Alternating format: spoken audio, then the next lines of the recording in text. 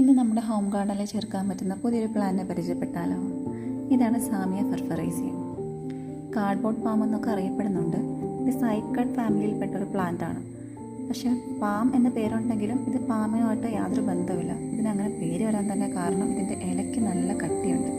തടി പോലുള്ള ഇലകളാണ്. അതുകൊണ്ടാണ് ഇതിന് കാർഡ്ബോർഡ് പാം എന്നൊക്കെ പറയാൻ കാരണം. ഇലയെന്ന് പറഞ്ഞാൽ നല്ല കട്ടിയുള്ളതും വരണ്ടതുമായിട്ടുള്ളൊരു നിലയിലായിരിക്കും കാണുന്നത്.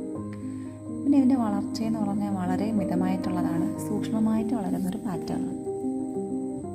ഇതിൻ്റെ ഉത്ഭവം മെക്സിക്കോയുടെ ഈസ്റ്റേൺ ഭാഗത്താണ് ഇതിൻ്റെ ഒരു ജന്മദേശം എന്ന് പറഞ്ഞാൽ. ഇതിന് വളർത്താനുള്ള വഴികൾ സൂര്യപ്രകാശം നേരിട്ട് ലഭിക്കുന്ന ഇടമാണ് കൂടുതലും ഉത്തമമായിട്ടുള്ളത്. പിന്നെ ഓവർ വാട്ടറിങ് നമ്മൾ ഒഴിവാക്കണം. കുറച്ച് വെള്ളം മാത്രം മതി. നല്ല ഡ്രെയിനേജുള്ള മണ്ണാണ് ഉപയോഗിക്കേണ്ടത്. ഇൻഡോർ പ്ലാന്റായിട്ട് വളർത്താനും പറ്റും. പക്ഷേ നമുക്ക് നല്ല പ്രകാശം ആവശ്യമുണ്ട് ഈ പ്ലാന്റ് വളരാൻ വേണ്ടിയിട്ട്. പിന്നെ പ്രത്യേകം ശ്രദ്ധിക്കേണ്ട ഒരു കാര്യം, ഈ ചെടിയുടെ എല്ലാ ഭാഗത്തും പ്രത്യേകിച്ച് വിത്തുകളെന്ന് പറയുന്നത് വിഷമുള്ളതാണ്. അതുകൊണ്ട് കുട്ടികളൊക്കെ അടുത്ത് പോകുമ്പോഴത്തേക്കും സൂക്ഷിച്ചാൽ മതി.